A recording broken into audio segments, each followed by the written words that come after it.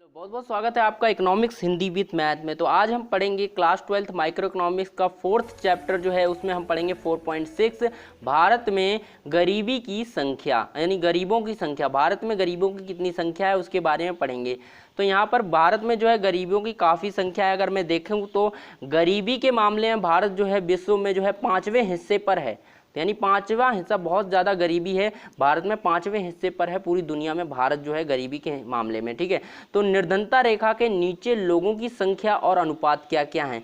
ठीक है, निर्धनता रेखा जो होती है, अभी हमने पिछली वीडियो में अच्छे से पढ़ा था निर्धनता रेखा क्या होती है। अगर वो वीडियो आपने नहीं देखी है तो देख लीजिए, आप चैनल की प्लेलिस्ट में जाकर देख सकते हैं, वहाँ से आपको वीडियो मिल जाएगी। तो चलिए यहाँ पर देखते हैं निर्धनता रेखा के नीचे लोगों की संख्या कितनी है।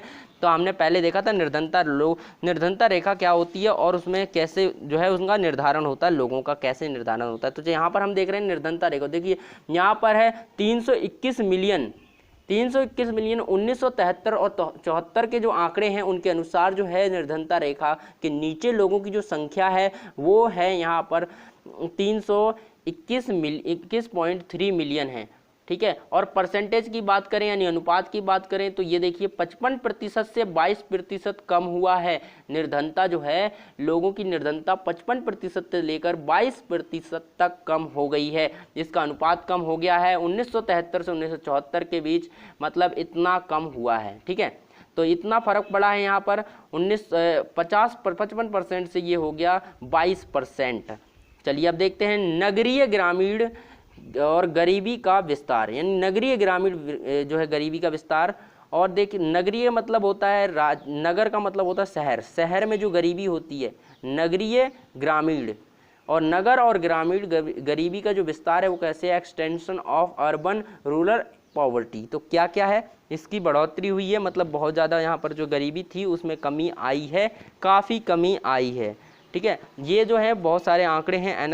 NSSO जो है एक नामक संस्था है जो कि राष्ट्रीय प्रतिदर सर्वेक्षण संगठन के नाम से है, वो जो है आंकड़े एकत्र करती है। और आंकड़े कैसे मिल सकते हैं, एक जनगणना के माध्यम से भी आंकड़े हमें मिल जाते हैं।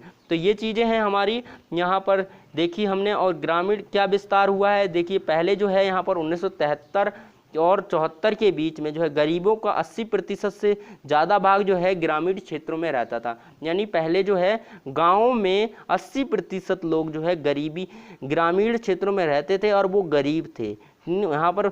और उसके बाद क्या हुआ, उसके बाद जो है 1990 में जो है ग्रामीण क्षेत्रों में गरीबी की निरपेक्ष संख्या कम हो गई। 1990 तक आते आते जो है गरीबों की संख्या जो है कम होने लगी। निरपेक्ष गरीबी आपको बता रखा है कि वह होती है जब गरीबी का आकलन जो है किया जाता है निर्धनता रेखा के आधार पर, तब उसे कहते हैं निरपेक्ष गरीबी। और सापेक्ष गरीबी जब तुलनात्मक अध्ययन होता है तब उसे सापेक्ष गरीबी कहते हैं।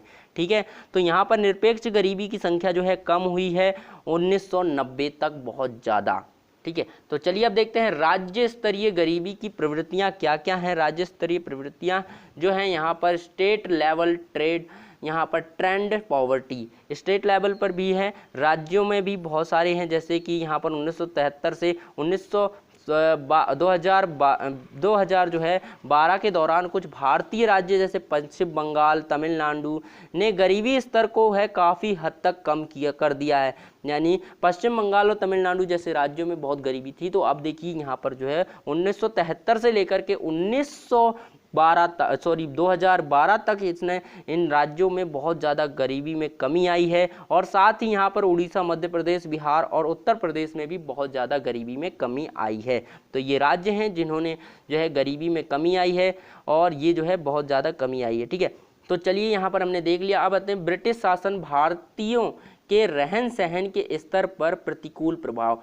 जो ब्रिटिश शासन थे, भारतीयों के रहन सहन पर प्रतिकूल प्रभाव। जब ब्रिटिश शासन आए थे उन्होंने यहाँ पर क्या किया, उद्योग लगाए, अपनी जो है शासन व्यवस्था को चलाया, जिससे क्या हुआ, यहाँ पर जो रहते थे लोग, उनकी रहन सहन में परिवर्तन हुआ, और उसके प्रतिकूल प्रभाव भी पड़ा। ठीक है, क्या क्या प्रतिकूल प्रभाव पड़ा, देखते हैं ब्रिटिश शासन की व्यवस्था में क्या है, भारतीय उद्योगों का विनाश हो गया।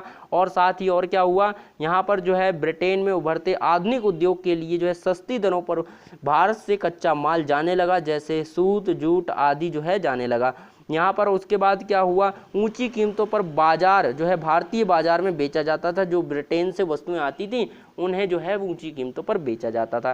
तो ये सारे प्रतिकूल प्रभाव थे यहाँ पर। और भी बहुत सारी चीज़ें हैं जो कि पूरे ब्रिटिश शासन काल के दौरान 70% से अधिक भारतीय कृषि में संलग्न थे। अगर बात करें हम कृषि के बारे में तो देख सकते हैं कृषि अभी भी जो है जीविका को अर्जित करने का मुख्य साधन है।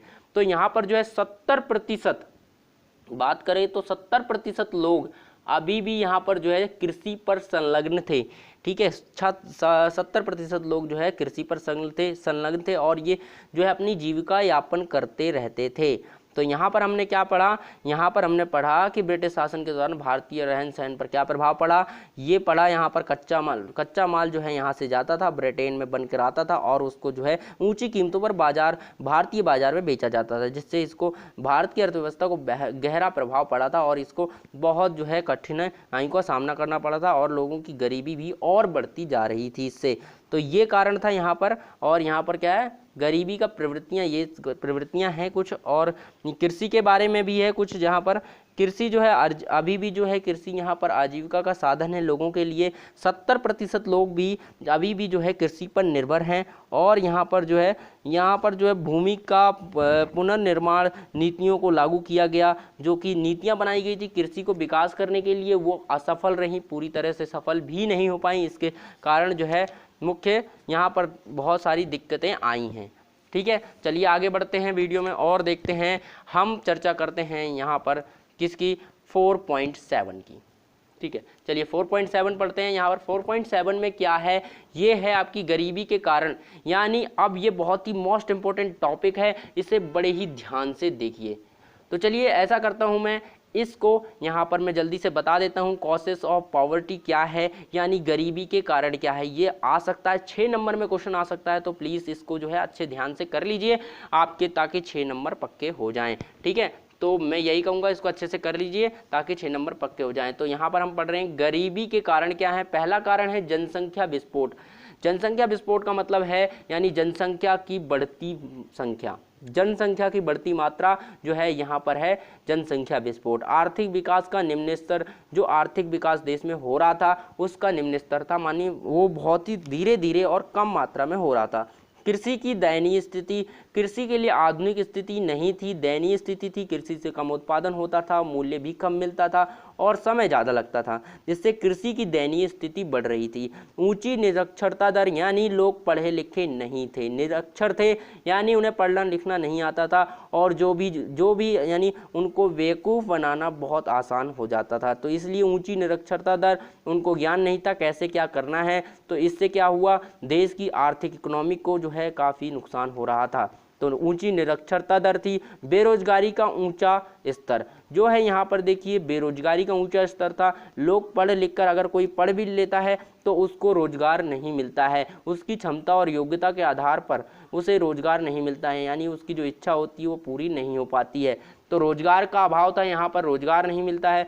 ऋणग्रस्तता का ऊंचा स्तर, यानी कुछ किसान होते थे जो कि अपनी खेती करने के लिए ऋण लेते थे और वो ऋण जाल में फंस जाते थे और चुका नहीं पाते थे। इस तरह से वो उनका दयनीय स्थिति होती चली गई और गरीब होते चले गए। ऋण जाल में फंसकर वो गरीब होते चले गए। और आय की असमानताएं हैं। आय की असमानता का मतलब है एक व्यक्ति कमाता है 10,000 और दूसरा व्यक्ति कमाता है 50,000। तो आय की असमानता है, यानी आय जो प्राप्त होती है व्यक्तियों को वो असमान है, एक जैसी आय सबको नहीं मिलती है। अगर एक जैसी मिलने लग जाए तो सारे व्यक्ति बराबर हो जाएं, कोई गरीब नहीं रहेगा, कोई अमीर नहीं रहेगा। तो इसीलिए कहा गया यहाँ पर आय की असमानता, यानी एक व्यक्ति 50 कमाता है तो एक व्यक्ति 10 या 5 कमाता है। तो इस तरह से आय की असमानता है। ठीक है, मुद्रास्फीति मतलब मांग बढ़ती रहती है, मुद्रा की कभी मांग बढ़ती है और कभी कम होती है, तो मुद्रास्फीति भी है इसमें। तो ये जो कारण है हमारे हमने क्या देखे, हमने यहाँ पर देखे 8 कारण देख लिए यहाँ पर। जनसंख्या विस्फोट गरीबी के कारण है, यानी गरीबी, व्यक्ति गरीब क्यों होता है, यानी जो है गरीब क्यों है, हमारा देश गरीब क्यों है, व्यक्ति गरीब क्यों है, इसमें रहने वाले जो हैं गरीब क्यों हैं, क्योंकि जनसंख्या विस्फोट है, जनसंख्या पर कोई कंट्रोल नहीं है, आर्थिक विकास का निम्न स्तर, आर्थिक विकास जो है हो रहा है वो बहुत ही धीरे धीरे हो रहा है, कृषि की दयनीय स्थिति है, कृषि की दयनीय स्थिति मतलब कृषि में सुधार नहीं हो रहा है, जो है हरित क्रांति की वजह से हुआ था, लेकिन यहाँ पर जो कृषि में अभी भी दयनीय स्थिति है, ऊंची निरक्षरता दर थी उस समय की बात है, यानी ऊंची निरक्षरता दर थी, तो ऊंची निरक्षरता दर है, ये भी गरीबी का कारण है, बेरोजगारी का ऊंचा स्तर था, ये भी गरीबी का कारण है, आय की असमानता, आय लोगों को जो है ऋणग्रस्तता यानी ऋण से ग्रस्त हो जाते थे, ऋण जाल में फंस जाते थे, वो भी गरीबी का कारण है, आय की असमानता, लोगों को आय में असमान है, सभी के लोगों की आय जो है बराबर नहीं है, तो इसीलिए आय की असमानता है, मुद्रास्फीति ऊंचे जो है इसमें परिवर्तन होता रहता है, मुद्रा में तो है मुद्रा की मांग में परिवर्तन होता रहता है, तो इसे मुद्रास्फीति कहते हैं। तो आई होप दोस्तों यहाँ पर आपको जो है ये पूरी जो है कमियां यहाँ पर जो है इसके कारण समझ में आए होंगे कि गरीबी के क्या क्या कारण थे।